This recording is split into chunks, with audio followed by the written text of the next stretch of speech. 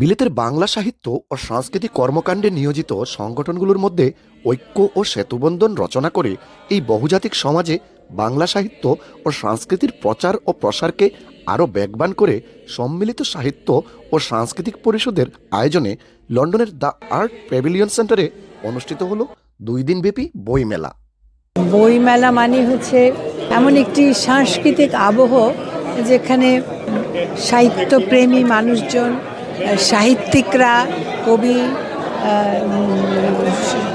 মুক্তবুদ্ধির মানুষরা একত্রে মিলিত হন, তাদের ভাব বিনিময় হয়, আদান প্রদান হয় এবং সেই ধরনের অনুষ্ঠান যে কোনো দেশের সংস্কৃতি এবং সাহিত্যের জন্য অত্যন্ত গুরুত্বপূর্ণ। ব্রিটেনের বিভিন্ন শহর থেকে মুক্তিযুদ্ধের সপক্ষের লেখক, সাংবাদিক, পাঠক এবং কমিউনিটির বিশিষ্টজনদের উপস্থিতি মেলাকে প্রাণবন্ত করে তোলে।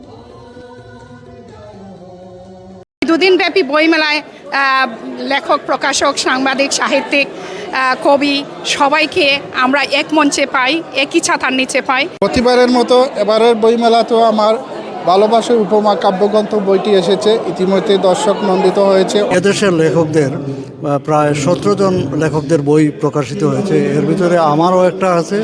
ঘটেছিল সব বয়সের মানুষের সমাগম। সম্মিলিত সাহিত্য সাংস্কৃতিক পরিষদের এই যে 12তম সম্মেলন, এই যে উৎসব, এই উৎসবে এসে বড়ই আনন্দ বোধ করছি। বড় দুঃসময় যাচ্ছে দেশে, এই সময়ে আমাদের একাত্মতা বোধের বড় বেশি প্রয়োজন।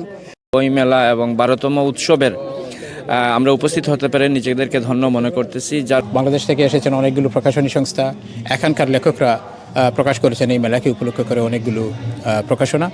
আমরা অত্যন্ত আনন্দিত এবং খুশি যে এবারের এই অনুষ্ঠান অত্যন্ত স্বতঃস্ফূর্তভাবে উদযাপন করা হয়েছে। নানান প্রতিকূলতার মুখে বিদেশের মাটিতে এমন বইমেলায় আয়োজকদের সাধুবাদ জানান বিলেতের বাংলা সংস্কৃতি ও সাহিত্য প্রেমীরা।